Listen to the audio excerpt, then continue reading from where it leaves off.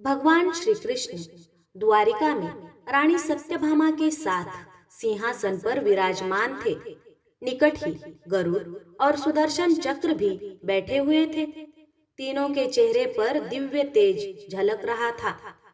बातों ही बातों में रानी सत्यभामा ने श्री कृष्ण से पूछा कि हे प्रभु, आपने त्रेता युग में राम के रूप में अवतार लिया था। सीता आपकी पत्नी थी, क्या वे मुझसे भी अधिक सुंदर थी? द्वारकाधीश समझ गए कि सत्यभामा को अपने रूप का अभिमान हो गया है। तभी गरुड़ ने कहा कि भगवान, क्या दुनिया में मुझसे भी अधिक तेज गति से कोई उड़ सकता है?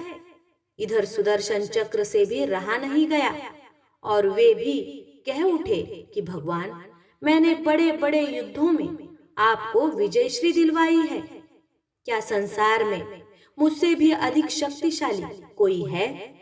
भगवान मन ही मन मुस्कुरा रहे थे।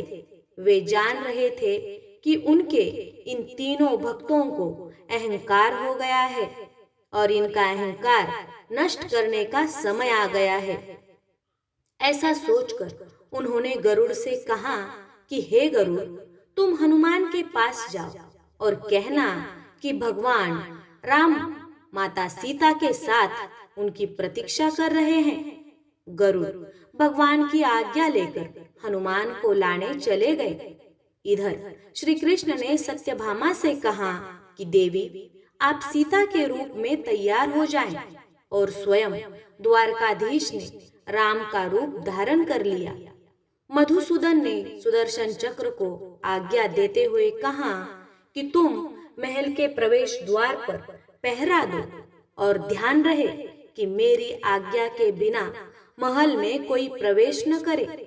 भगवान की आज्ञा पाकर सुदर्शन चक्र महल के प्रवेश द्वार पर तैनात हो गए।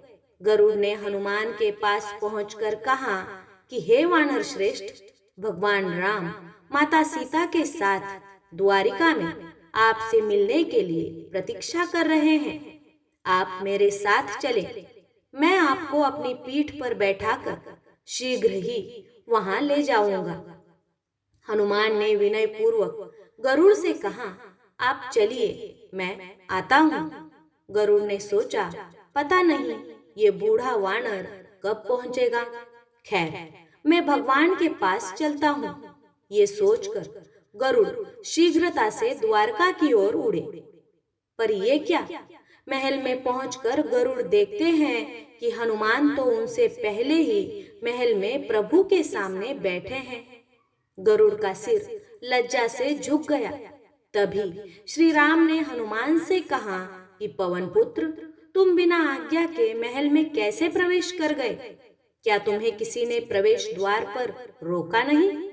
हनुमान ने हाथ जोड़ते हुए सिर झुकाकर अपने मुंह से सुदर्शन चक्र को निकालकर प्रभु के सामने रख दिया।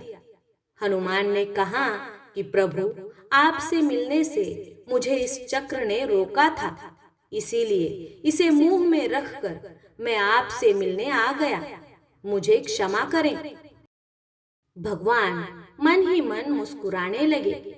हनुमान ने हाथ जोड़ते हुए श्री राम से प्रश्न किया, हे प्रभु, आज आपने माता सीता के स्थान पर किस दासी को इतना सम्मान दे दिया कि वो आपके साथ सिंहासन पर विराजमान है?